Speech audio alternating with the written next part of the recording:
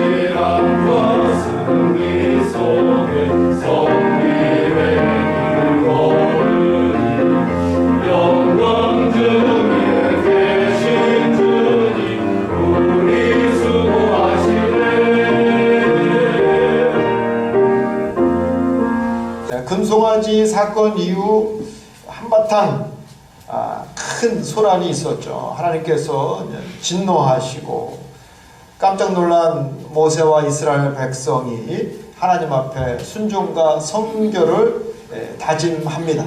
그죠? 지난주 설교 속에서도 다짐합니다. 우리 하나님께서 엄포가 아니라 그들을 훈련시키기 위해서, 보다 선민답게 훈련시키기 위해서 우리 하나님께서는 그들을 때로는 혹독하게 다루시고, 그리고 이 금송아지 사건 이후로 우리 하나님께서는 그 백성들에게 성막 제작을 명령하시는데, 성막 제작에 관한 말씀은 출애굽기 35장부터 39장까지 쭉 이어져 있습니다. 그래서 여러분이 읽으시면은 조금 지루해요. 뭐는 어떻게 만들고 뭐는 어떻게 만들고. 근데 중요한 거는 조금 지루하더라도 우리가 캐치해야 되는 것은 무엇이냐면은 성막에 관한 한 전적으로 하나님의 주권과 의지로 만들어졌다라는 거예요. 사람이 이건 이렇게 하고 저렇게 하고, 모세나 아론이나 홀 같은 사람이 이건 이렇게 만들고, 성전은 이렇게 만들고, 물두덩을 이렇게 만들고, 그게 아니에요. 하나님이 처음부터 끝까지 당신의 주권과 의지로 만드신 곳이 어디냐? 바로 성막입니다. 왜냐? 성막은 거룩한 곳이기 때문에 우리 하나님께서 전적으로 당신의 주권으로 만드셨습니다. 우리 33장에 보면은 내가 너희와 함께 올라가지 않겠다. 이 하나님의 충격적인 이 선언의 말씀으로 이스라엘 회중은 난리가 났죠. 모세도 하나님 앞에 쫓아가 간청을 드리지 않습니까? 결국 하나님은 다시는 우상 숭배를 하지 않는다는 조건으로 몸에 단 장신구를 다 제거하게 하신 후 깨진 십계명을 대신에 새롭게 십계명을 만들어 주시고 백성과 모세의 간절한 간청으로 인해서 우리 하나님께서 함께 가시기로 하시죠. 함께, 맨 처음에는 내가 너희와 함께 하지 않겠다, 내가 너희를 진멸할까 하노라. 천천병력과 같은 소리였죠. 하나님이 함께 하시지 않는다니. 근데 아무튼 우여곡절 끝에 간신히 하나님의 마음을 돌려놓았습니다. 그리고 함께 하시는 그 하나님의 임재를 증거하는 것이 바로 성막입니다. 성막에 언제나 임재하시는 하나님은 이스라엘과 함께 하신다는 약속이요 상징이었습니다. 내가 너희를 떠나지 않겠다라고 하는 바로 그 상징이었습니다.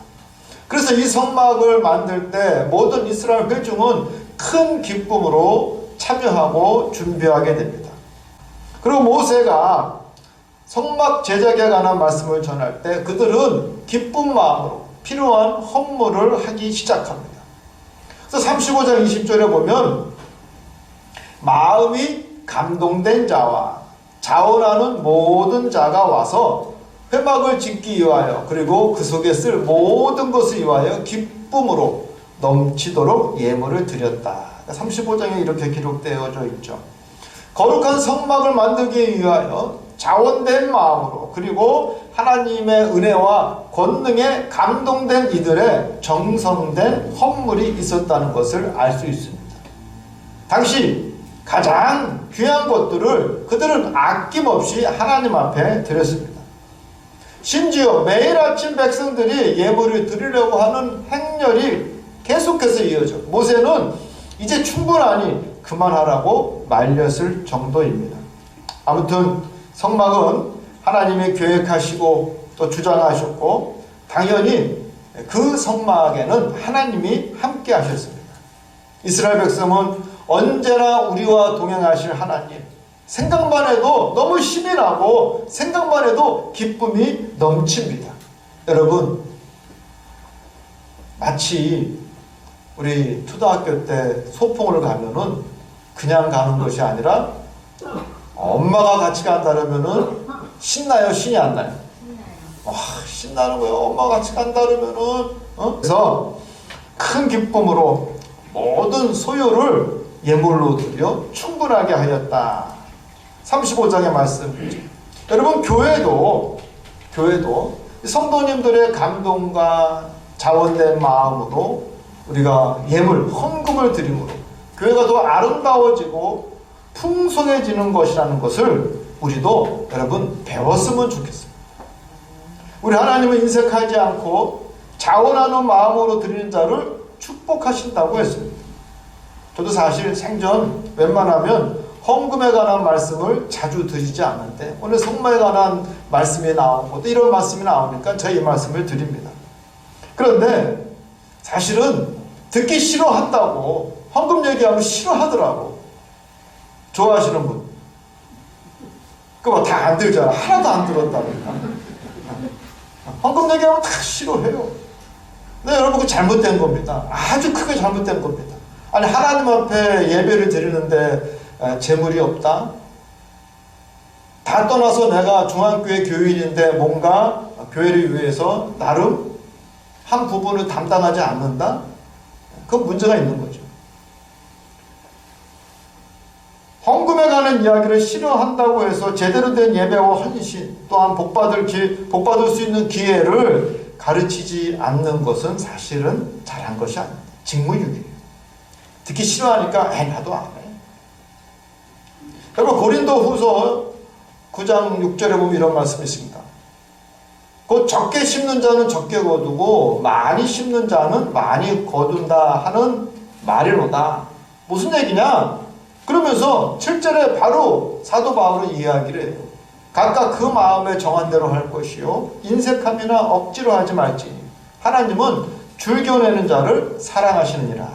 아멘. 여러분, 오늘도 여러분 나름 각자 정성된 헌금을 준비하셨을 텐데 가장 중요한 게 뭐예요? 자원하는 마음으로, 하나님의 은혜에 감동하는 마음으로. 그리고 우리 하나님은요 인색하지 아니하고 내가 그런 마음으로 즐겨내는 자를 사랑하시느니라 했어요. 돌이켜보면 교회를 위한 여러분 헌신이 우리 인생의 가장 아름답고 가장 가치 있고 복 있는 헌신이 바로 교회를 위해서 내가 무엇을 쓸 때예요.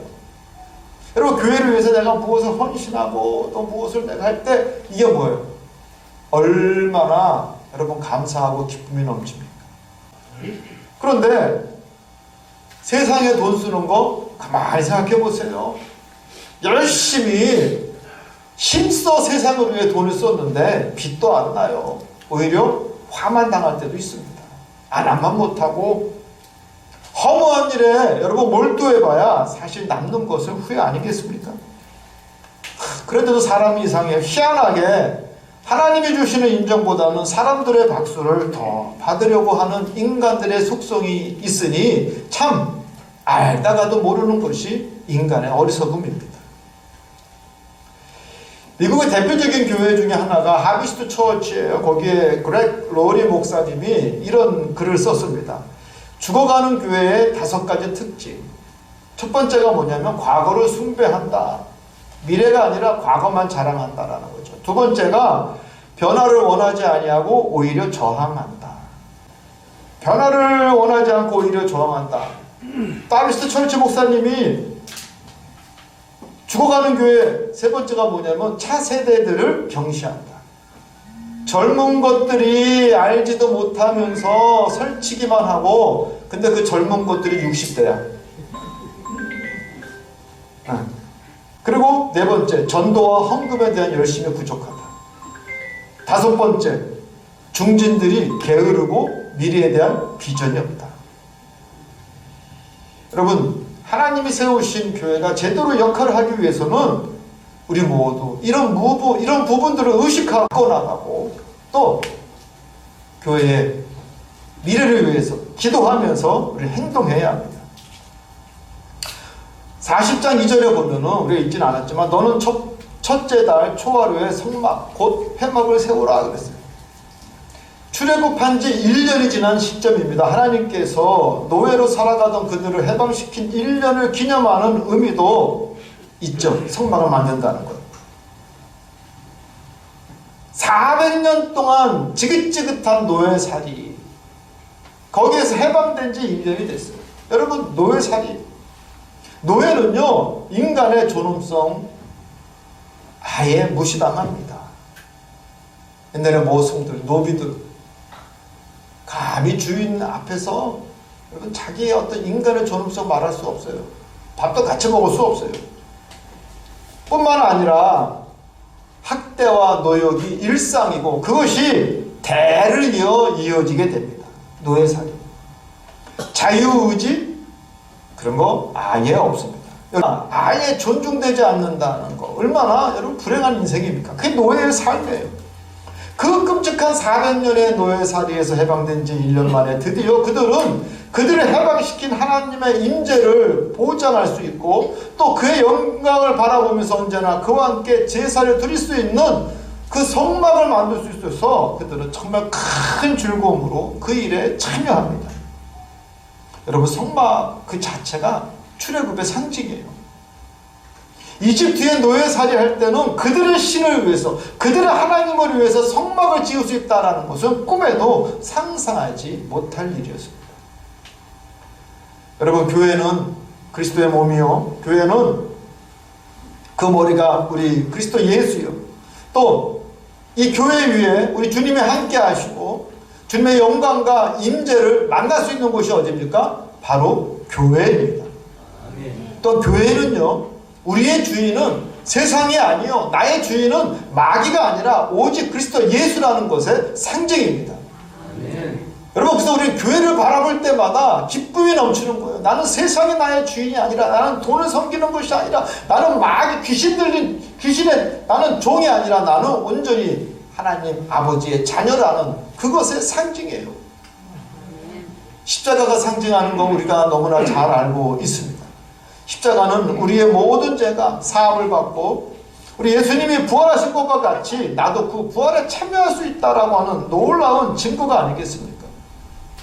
교회는 내가 자유인이라는 증거요 내가 하나님의 자녀라는 증거요 교회는 영원한 생명이라는 증거입니다.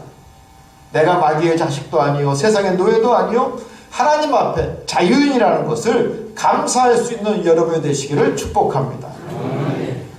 우리가 40장 말씀을 쭉 보면은 성막의 구조에 대해서 쭉 나옵니다. 아주 간단하게 나와 있지만 사실은 이 말씀은 35장부터 39장의 말씀의 요약이 이 말씀이에요. 근데 오늘 시간상 우리가 성막의 구조에 관해서 다 말씀을 드릴 수는 없고 이것만은 알아야 된다. 이것만. 3절에 보면 이런 말씀이 있어요. 또 증거궤를 들여놓고 증거궤, 언약궤죠. 휘장으로 그 궤를 가리우고 지성소를 말하고 있습니다. 하나님의 성막은 이 지성소가 따로 구분이 되어져요. 성막 안에 지성소가 따로 구분되어져 있어요. 이 성막 안에는 뭐가 있어요? 지성소 안에는 법궤, 하나님의 증거궤가 있다라는 거예요. 그래서 이 거룩한 하나님이 거하시는 바로 그 법궤가 있는 이 거룩한 이 지성소는 휘장으로 그 앞을 가려라. 여러분 이 지성소는요 지금도 이스라엘에 이 대속죄일이라고 욤키푸르 이 대속죄일에 대제사장이 1년에 한 번만 들어갈 수 있는 아주 거룩한 곳이에요. 두 번, 세 번도 못 들어가요. 오직 한 번만 허용돼요. 오늘 본문 말씀은 완성된 성막 위에 하나님의 영광이 임하고 있는 장면입니다. 그 34절에 보면 구름이 회막에 덮이고 여호와의 영광이 성막에 충만함에 그랬어요. 여호와의 영광이 성막에 충만함에. 여러분 구름이 회막 위에 덮였다. 좀 의아하죠? 근데 여러분 사실 사막에서 그 뜨거운 정말 살인적인 태양광이 내리쬐면 더운 것이 아니라 뜨겁습니다. 다 익어버려요. 오죽하면 그쪽에 사는 사람들 천으로 얼굴을 다 가리고 삽니까? 그런데 그 살인적인 태양빛을 구름이 가려준다는 건 뭐예요? 은혜입니다. 은혜. 생명체가 살 수 있는 가림막과 같은 존재입니다. 그래서 말씀을 보면 구름은 회막 전체를 가리고 하나님의 영광은 성막 위에 그 지성소 위에 충만하였다라고 기록되어져 있습니다. 여러분 교회도 마찬가지입니다. 교회는 바로 하나님의 권능으로 보호받는 곳이요 하나님의 영광이 충만하게 임하는 곳인 줄 믿으시기 바랍니다. 그래서 우리는 이런 우리의 교회를 이제 우리 함께 지켜나가야 합니다. 그런데 그 영광을 훼손하는 사람들이 있지 않습니까? 특별히 교회에서 교만하다거나 이기적이거나 아니면 사람을 이용만 한다거나 하나님의 이름을 망명되이 부르는 사람들, 여러분 우리는 사실은 만날 수 있습니다. 특별히 교회를 무너뜨리는데 가장 결정적인 기여를 하는 사람들이 뭐냐? 말하는 거예요. 말. 안 해도 될 말들. 조금만 참으면 될 말들. 나중에는 소설을 써. 왜 소설을 쓰는지 아세요?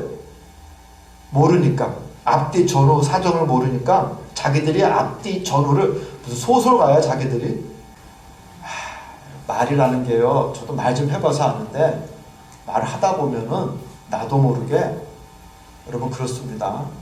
왜냐면 내가 많은 것을 알고 있다. 난 이렇게 분석하고 판단한다. 잘난 체 하려고 나도 모르게 안 해도 될 말 하게 되고 없는 말도 하게 됩니다. 없는 말도. 그래야 안 그래요? 그런 적 있어요? 없어요? 그런 적 있다라고 하시는 분 조용히 윙크 한번 해보세요. 여러분 이거 조심해야 됩니다. 과연 나는 거룩한 교회 회중으로서 자격이 있는지, 혹시 내가 하나님의 영광을 가리고 있는 것은 아닌지 우리는 두려운 마음으로 나를 살펴봐야 됩니다. 여러분 다른 사람 살피지 말고 나를 살펴봐야 돼. 나를. 왜 다른 사람 살피는 것은 열심히면서 나 자신은 돌아보지 못하는지. 여러분 나르시스트라는 게 있죠. 나르시스트. 이 나르키소스라고 하는 이 신화적인 인물이 그 샘물에 비친 자기의 얼굴을 보고 스스로 바라는 거예요. 응? 어쩜 이렇게 잘생길 수 있어.